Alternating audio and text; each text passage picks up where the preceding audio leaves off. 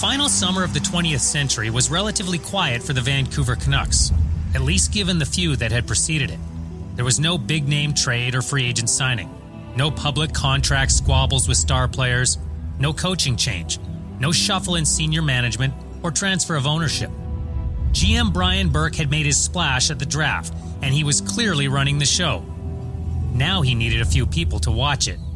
At the end of our first year there, when I had fired Mike and brought in Marc Crawford, we had, I want to say, 7,600 season tickets at the end of my first year. Like, we were in danger of there was rumors of the team moving and all the whole bit. How close the Canucks ever were to moving is more a matter of opinion than fact. But in the late 90s, with a weak Canadian dollar and trouble at the turnstiles, it felt like a real possibility. Vancouver had the fewest spectators of any Canadian team in the 98-99 season and ranked 21st in NHL attendance.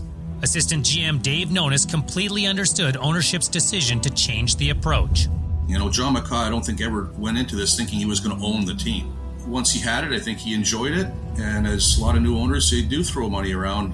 It quickly became a business. And, you know, the team was not drawing great. He was losing some money. And, you know, he made the decision to run it more, you know, really on a strict budget. So Burke and Nonis weren't going to fix the problem with money. The Canucks had spent on sizzle only to fail. The team needed substance, and they were betting that most of it was already in-house.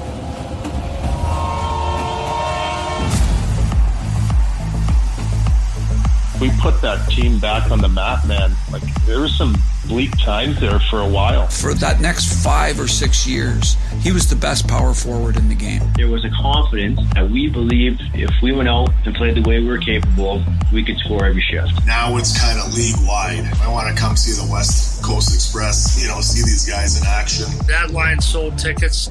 That line cared about the community. That line gave back. We knew that we would never be satisfied unless we would win the cup. Everything, the whole thing. It's like a bad nightmare happened. In a matter of seconds, I mean, lives basically changed forever.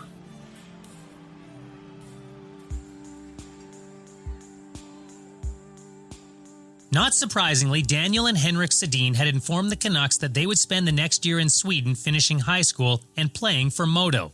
While it was the logical choice, it also left the Canucks very thin at center, Henrik's natural position.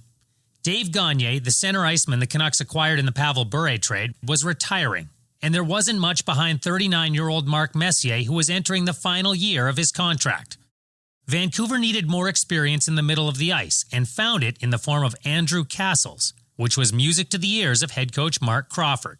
Andrew could play a lot of different facets. He could play in a shutdown role because he was so clever and so positionally strong. He could play in a puck distribution sense if you had people that needed that type of play. We could play him on wing at occasion if we needed him. He was such a good penalty killer and such an intelligent player. Cassels was coming off a couple of down years in Calgary, but had a history of producing points, including in Hartford, where his career-best season just happened to coincide with Burke's lone year as the Whalers GM. Cassels joined Messier and Alex McGillney as proven scorers who are also meant to help the likes of Markus Naslund and Todd Bertuzzi reach their potentials. Very, very underrated player.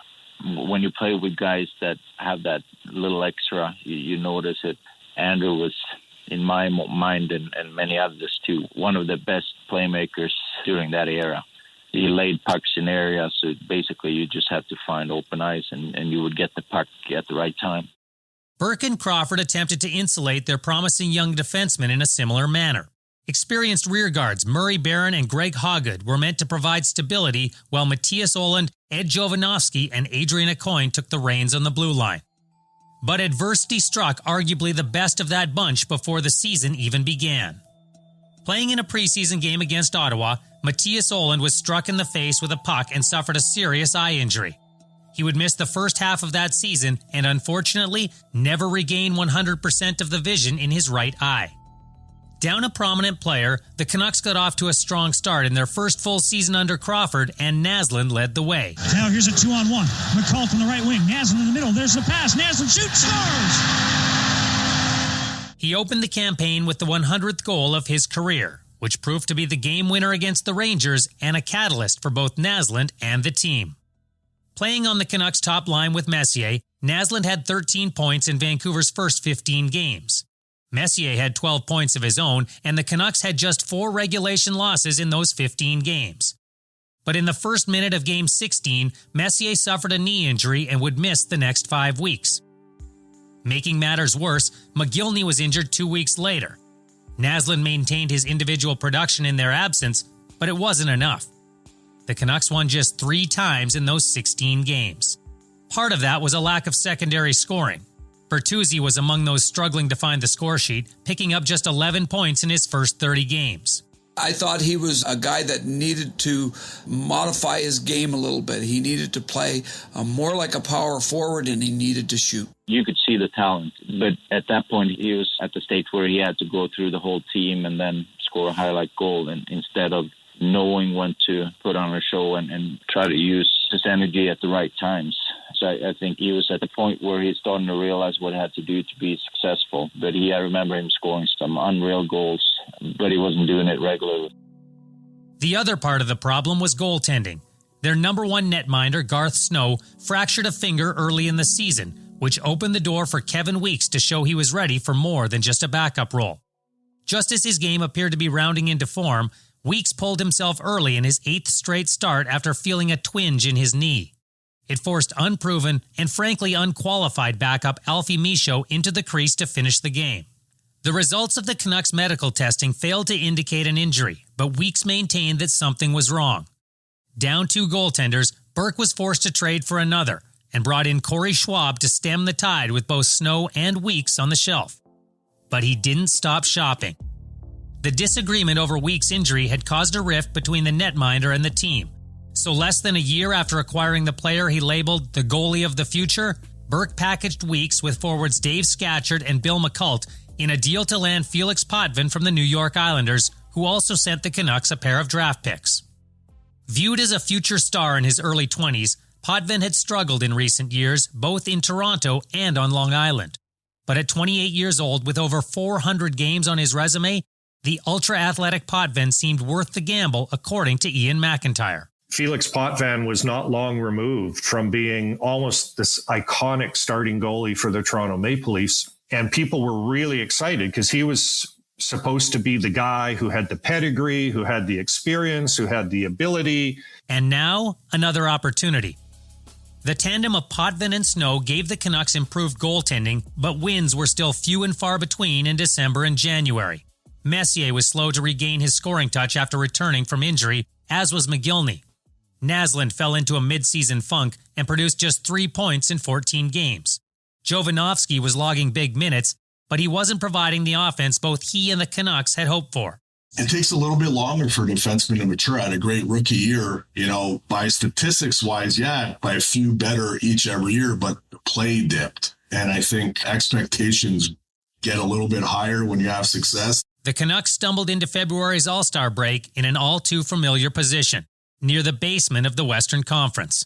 Vancouver was on the verge of another lost season. But something unexpected happened when the Canucks resumed their schedule. They started to win a few games.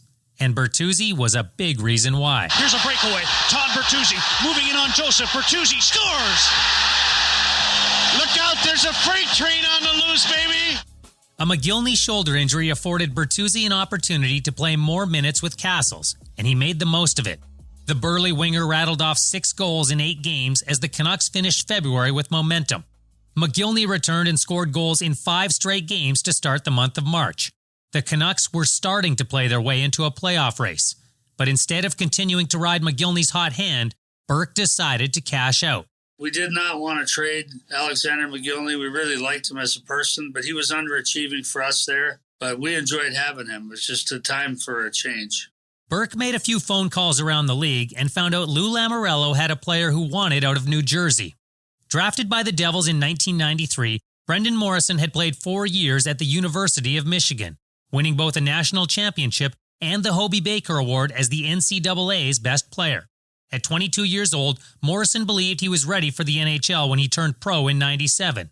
But the New Jersey way meant cutting your teeth in the minors. When I did make the transition, I was called up a couple times during my first year pro in Jersey, and I had success.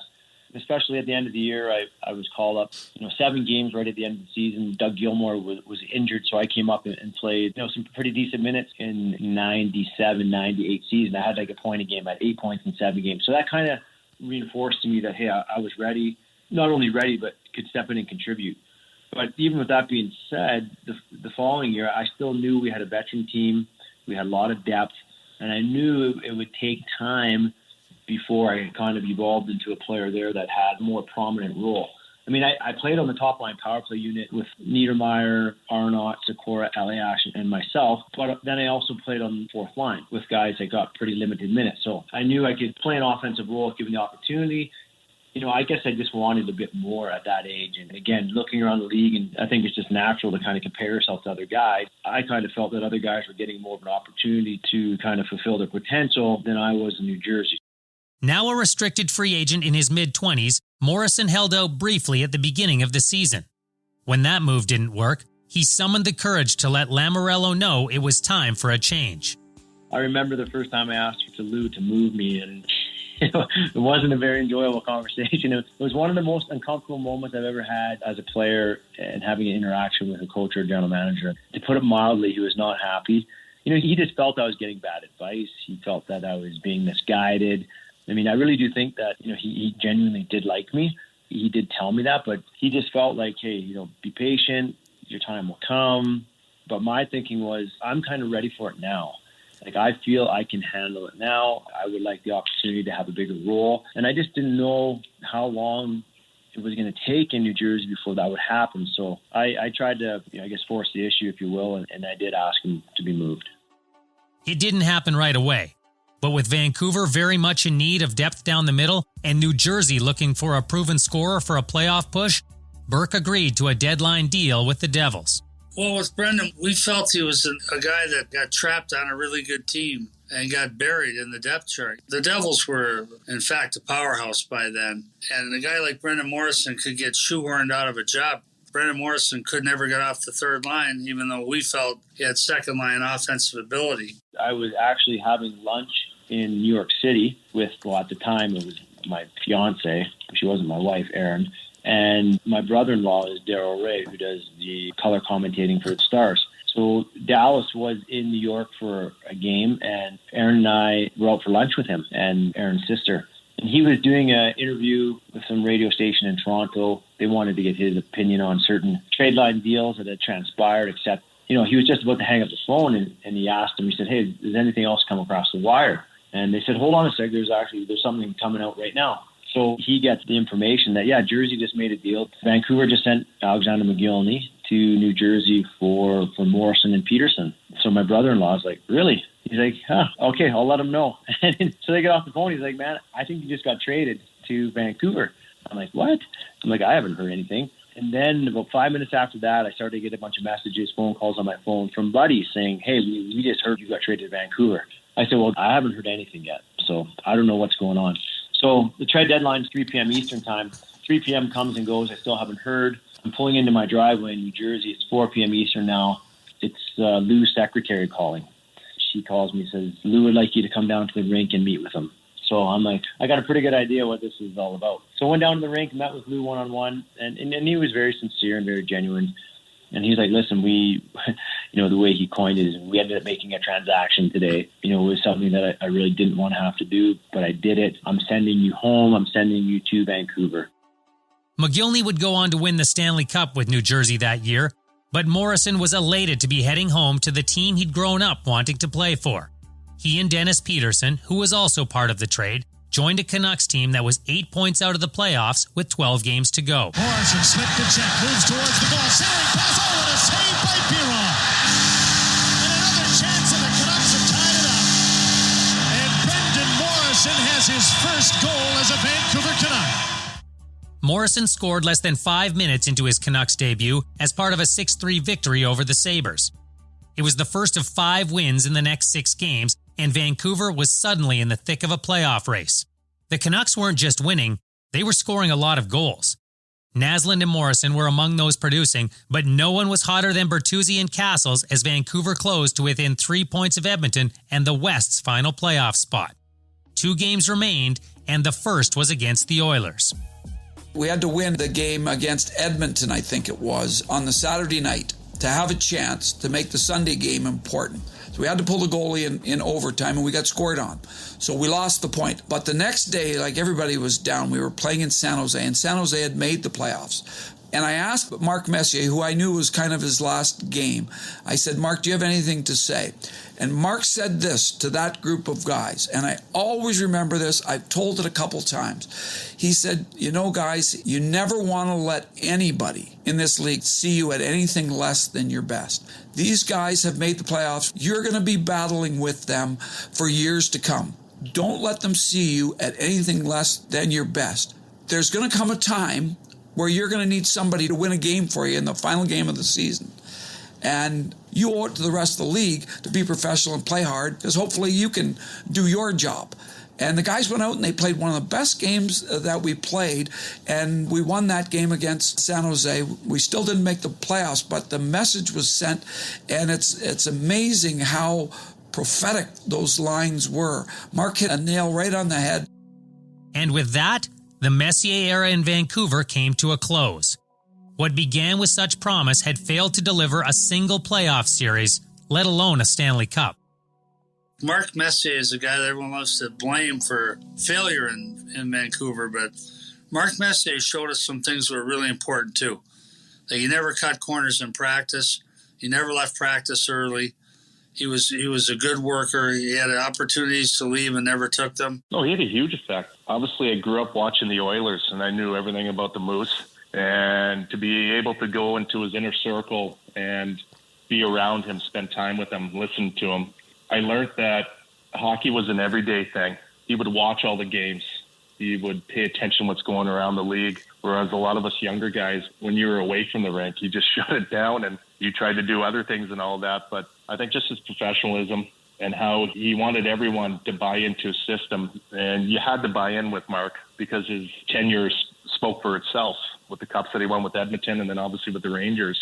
It was easy to gravitate to someone like that and kind of learn the ropes. And I know a lot of us young guys appreciated what he did. He had a great effect on me. He really took me under his wing, and he was well respected by the players, not just because he's won 6 Stanley Cups, because of the way he treated his teammates. And I know that he's taken a lot of heat in Vancouver, but he was liked by his teammates.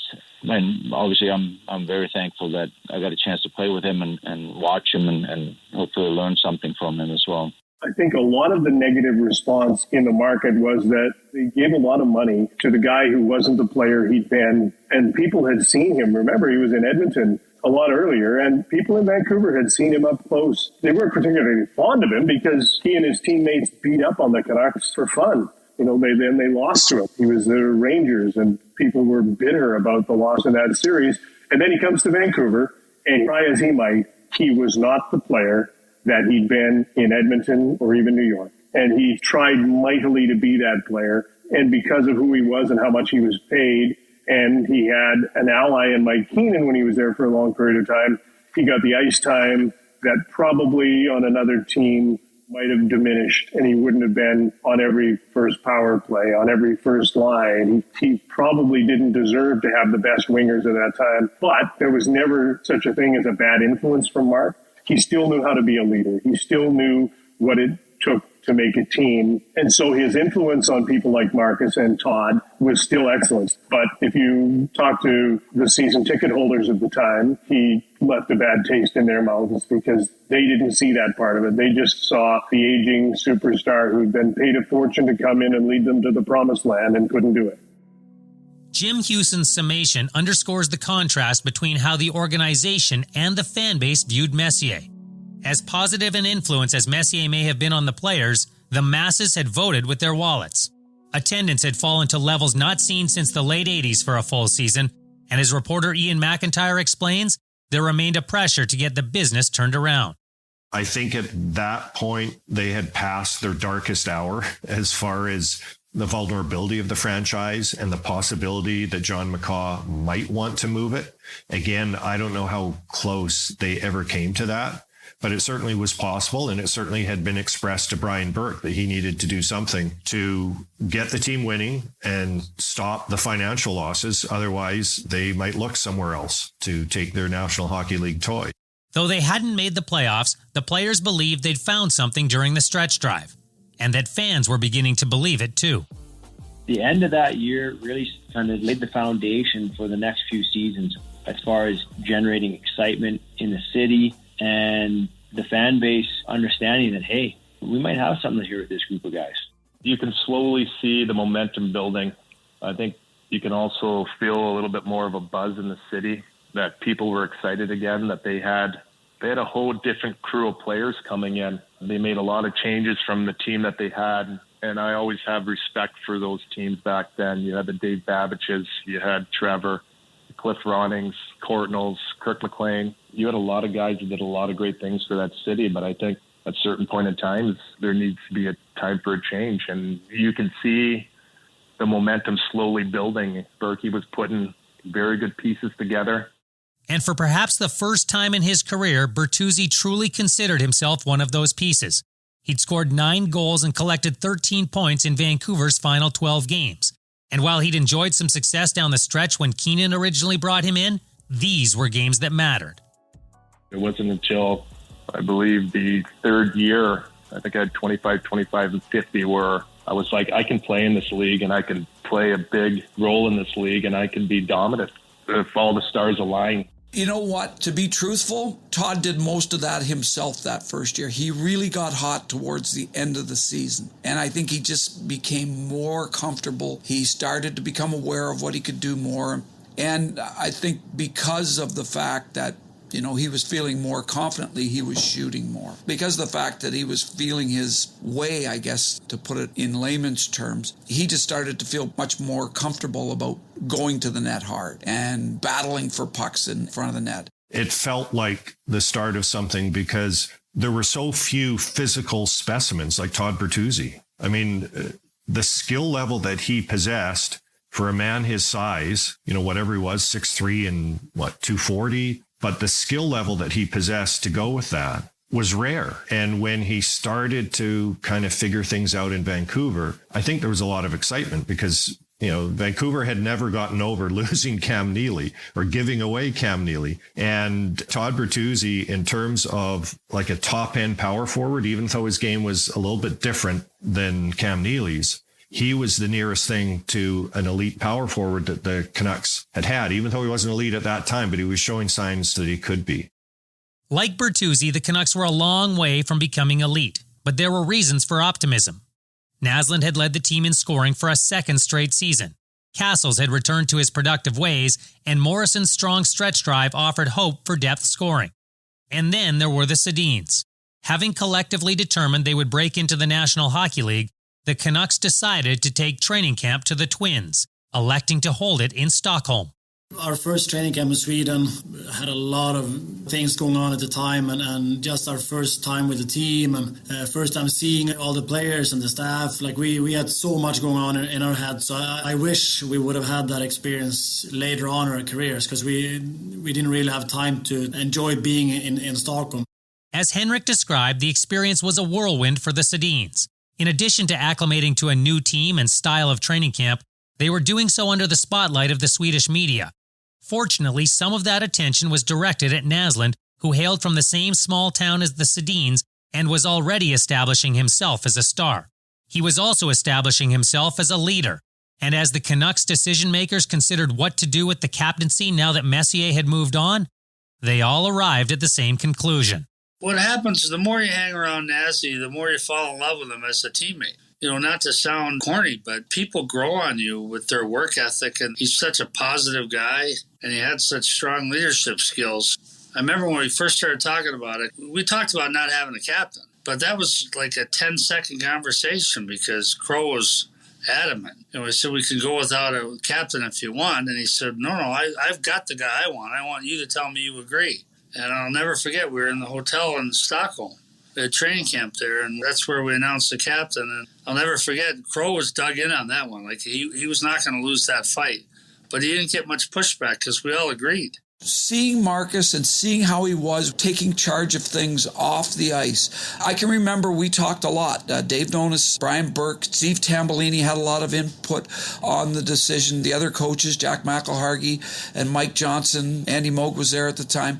Like, I can remember everybody batting around the ideas, and we all felt that the strongest candidate was Markus. And I think it was a lot to do with how he was acting himself in training camp. And we also felt that at the end, when we were discussing it, it was because we had so much time in the off days in Stockholm. So it was great. And then we came up with the idea at the end. We said, well, let's announce it, right before the last game or right after we leave. And I thought that, sometimes in life it's timing that's so good. And the timing was perfect. It really was. And again, at the end of the day, Markus was the guy that performed so well. He was mature enough and had the right temperament and could handle the pressures that come along with being a spokesman in a Canadian market. He was really good at that, and I thought that made the decision look good for all of us, especially Markus. I still remember when the Canucks did it at the end of the camp, and they had a little press conference, and Naslund was there, and they announced he's going to be captain and handed him a jersey, and there was like 3 other people in the room, so a smattering of applause. But Naslund, he was so happy, and he was in Sweden, so he raised his arms triumphantly. Oh, you could have photoshopped in the Stanley Cup over his hands, because that was the pose that he struck. But he was so happy to be captain. Yeah, that was a very special moment. Not only did I get named captain, but it was in Sweden, and there was a lot of questions and who should fill Messier's leadership role. And not that I did it by any means, but there was a lot of focus on the captaincy. And right from the get-go, I think we had a core group that were maturing. We also had great veterans around the group too. So it was an easy transition for me because I did have great support from a lot of players. Yeah, I got to be honest with you. I think he's probably the only one who could handle it and handle it the right way. I think with his demeanor, soft-spoken, he always did everything right. He spoke right. He was always available for the media. And I believe he was the only one that could take that job on. I know I certainly wasn't ready. I wouldn't have wanted it. I wasn't able to. I was more focused on giving Vancouver the best version of myself and not necessarily looking at that. So I thought it was a great decision. And I know Markus and Mess spent a lot of time talking and all that kind of stuff, and I know that Markus learned a lot from him, but he had the right demeanor for that job, and being a captain with a Canadian team comes with a huge expectations, a lot of pressure, and I thought Markus, without doubt, blew it away with flying colors. Just like they had when the Messier era began, the Canucks returned to North America with a brand new captain, albeit under much different circumstances. Unlike Messier, Naslund had never worn the C in the NHL, and there were those who wondered how he'd handle that burden in a Canadian market. And I remember wondering at the time whether it would be good or bad for him. He's such a thoughtful person, such a caring individual for his teammates and everybody who's around him. He wanted everything to be right, and I wasn't sure whether that was good or bad, whether he would spend so much time worrying about being the captain and the burden of the captaincy and not enough about being the best player on the team, because that's what they needed him to be. Houston wasn't alone in his thinking, but Naslund quickly alleviated those concerns. The freshly minted captain scored 7 times in Vancouver's first 10 games, with the Canucks picking up 14 of a possible 20 points to open the season. Cassels also bolted out of the gate offensively as Crawford experimented with different line combinations early on. Eventually, he settled on Naslund, Cassels, and Bertuzzi as his top line, which suited the hulking winger just fine. He was so intelligent. His hockey IQ was above many other people that I've ever played with. He understood the game, and he was such a terrific man. We had such good times together. He was just an all-around class act, but he was just so intelligent with his decision-making on the puck, and it freed myself and Markus to just go out and get open, and he was going to find us. Still to this day, one of the worst curves in the world. I don't know how he ever passed like that, but he had a career that was very underrated. I will always say he was one of the better players that I ever played with. There was a lot to like with the Canucks offense in the early stages of that season, but they'd already suffered a setback on the blue line. Mattias Ohlund, who'd established himself as the team's top defenseman, needed another procedure on the eye he'd injured a year earlier. The Canucks would have to compensate by committee, and it was Jovanovski who absorbed the biggest portion of Ohlund's minutes. Though his adventurous style was far different than the strong and steady Ohlund, Jovanovski thrived on the increased responsibility and picked up 9 points during Olin's 17-game absence. I felt that, I took that next step where, everything for me was hockey, and trying to get my game to where I needed to be. Which was on pace to smash his career highs.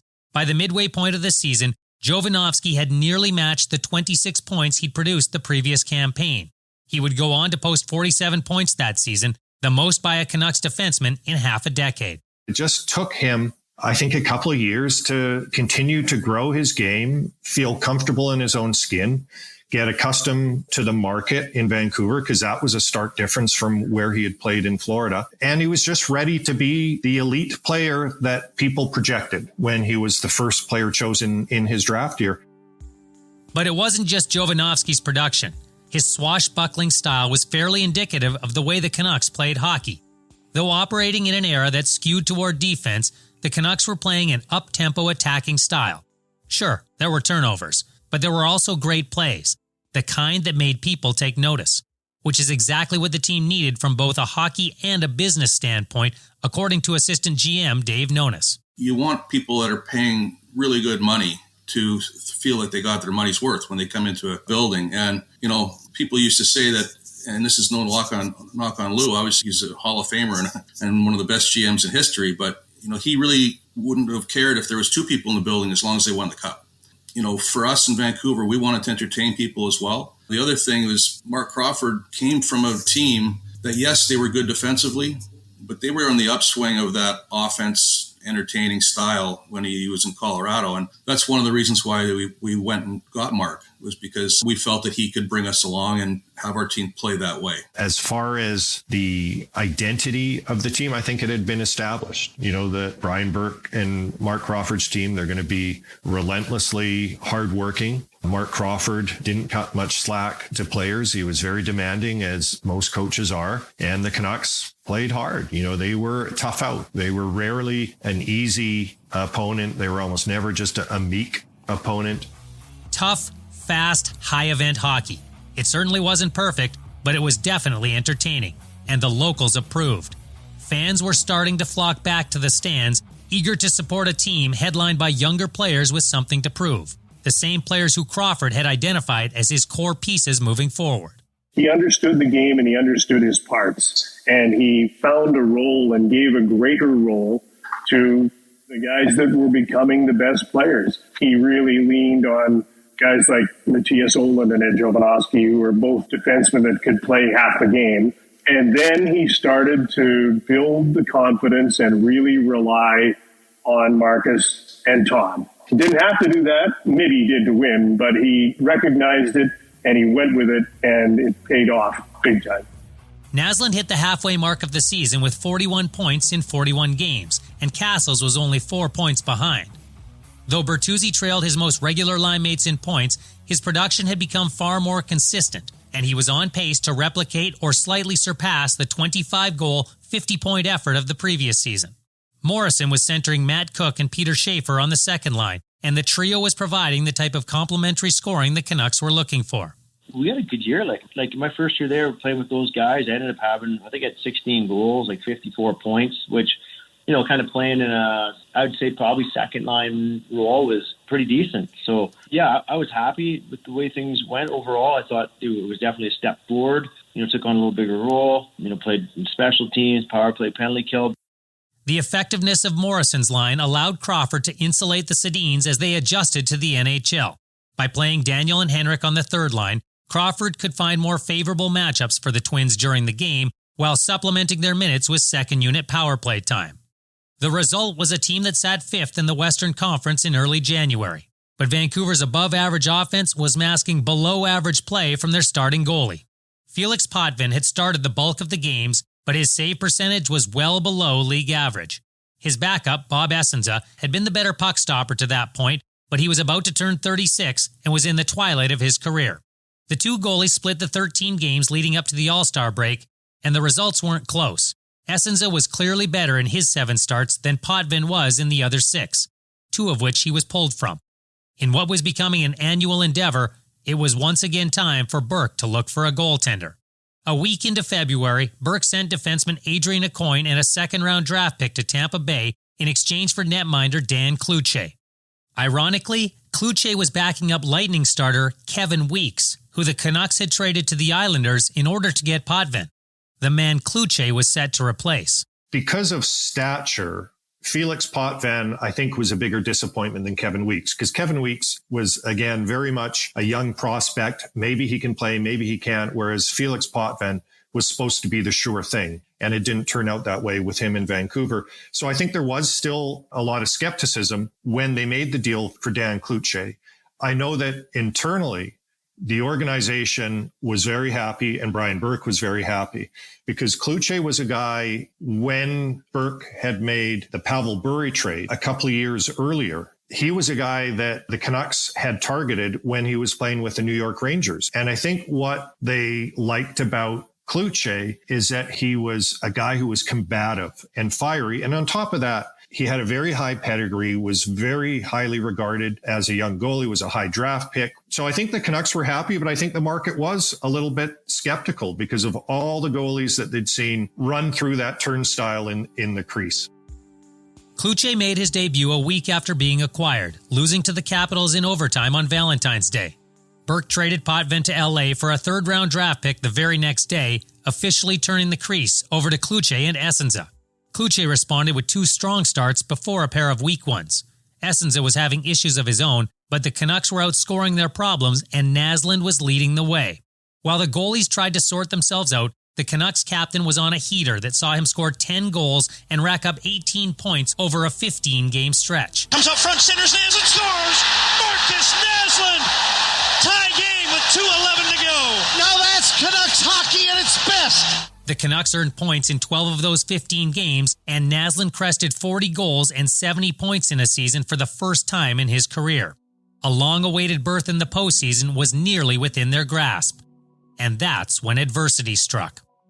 Having already picked up a pair of assists, Naslund chased down a puck in the third period of a 2-2 deadlock with the Sabres. He was hit by Buffalo Blue Liners Rhett Warner and Jay McKee and fell awkwardly into the end boards, breaking 2 bones in his right leg. Yeah, I knew right away.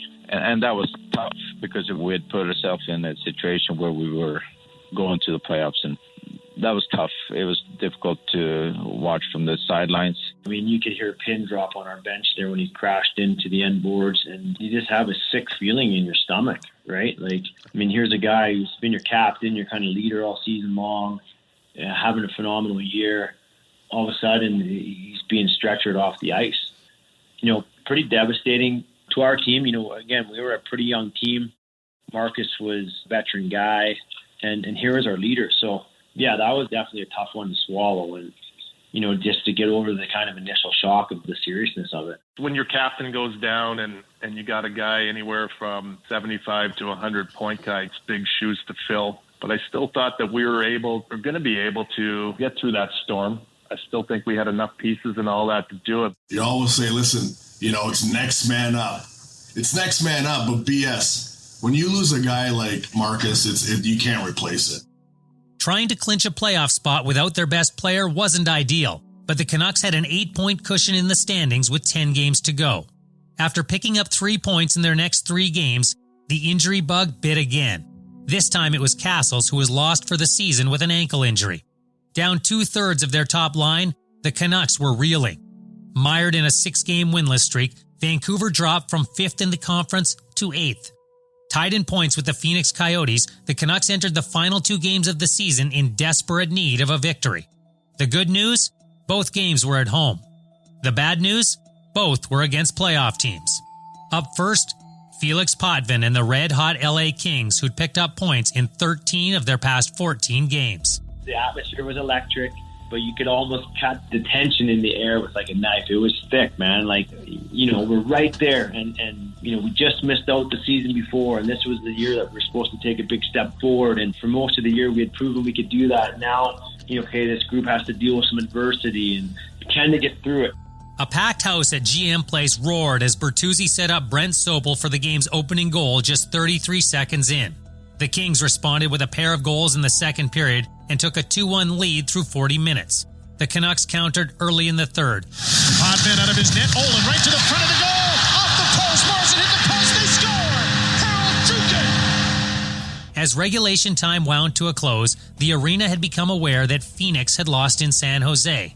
Having earned at least a point as the game headed to overtime, all of Vancouver was suddenly aware that a goal in the extra session would catapult the Canucks into the playoffs for the first time in 5 years. Red circle with Harold Dugan. Waits for Chris Jukes. Bertuzzi. Harold Dugan. I remember being on crutches and coming down in the locker room and being so excited that one of the handles on my crutch broke, so I had stepped down with my broken leg, and it did hurt, and guys were laughing. But no, it was a huge relief, because for the players, obviously, that have worked so hard, but not only that, but for the fans, to give them a little bit of hope that we're back in the playoffs, and hopefully we got something here that we can build upon. The celebration was one of my favorite memories of being the Canuck coach, because I remember I had worked for Hockey Night in Canada the years before, and Scott Oake was a good friend and still is a good friend.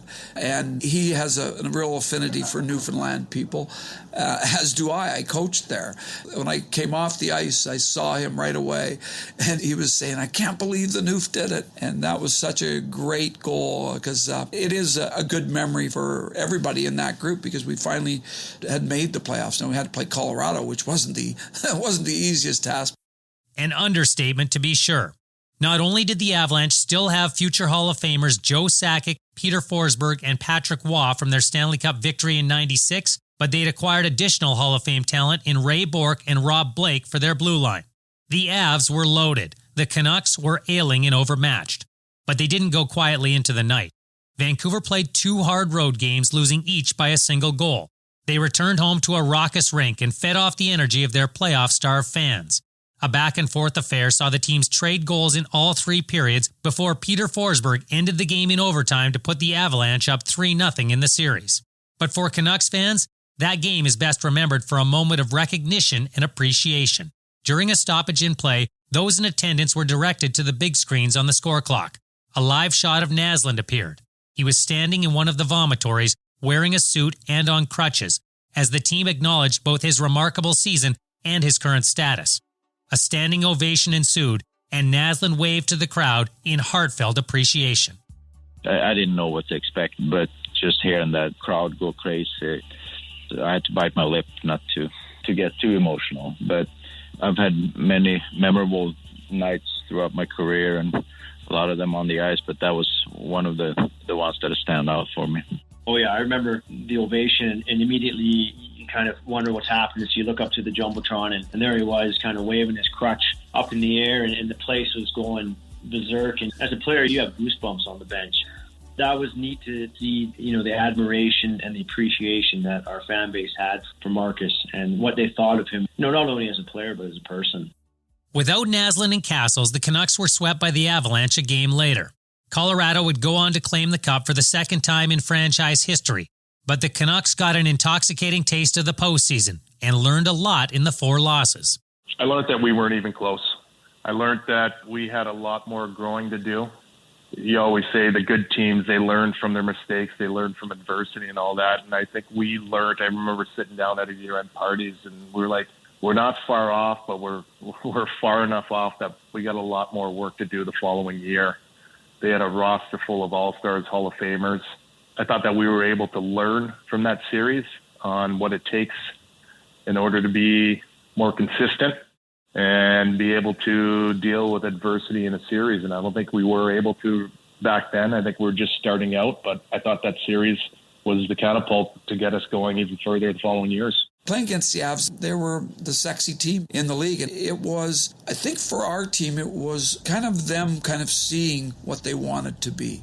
They wanted to be viewed as I think that Avalanche team was viewed. We didn't want a team that just snuck into the playoffs. We wanted to be a team that was coming in and people were scared of. For that to happen, they'd need to evolve under the weight of greater expectations. There was once again belief that the future was bright, and a blast from the past was about to become a part of it.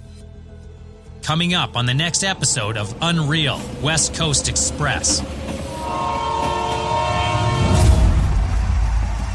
Obviously, going through a fairly significant injury like that, it's tough to know if you're going to come back and feel the same. I went right to him and said, Marcus, I need to talk to you. I said, listen, I want you to know that this is your team. You're the captain. I don't want to be the captain. I have no interest in it. We got to fix this right now. If we keep free falling here, we're going to be too far out of the playoffs to get back in it. So we got to stop this free fall right now, today. We came to the rink and, they put the lineup up on the board in the morning for the pregame skate. And yeah, my name was in between those guys. And I thought, shit. I think our relationship was pretty straightforward. I was like, just play me and I will deliver. There was no doubt in my mind, Todd was the best player in the league that year. Unreal West Coast Express is a production of Toolkit Content in collaboration with Go-Goat Sports. Audio production is by Andrei Deacon. Writing and narration is by me, Scott Rintoul. Podcast supervision comes from Aaron Johnson. NHL game audio courtesy of the National Hockey League. Special thanks to the following NHL personnel: Hannah Readnour, Matthew Manacher, Teresa Wiltshire, and Nick Martinez.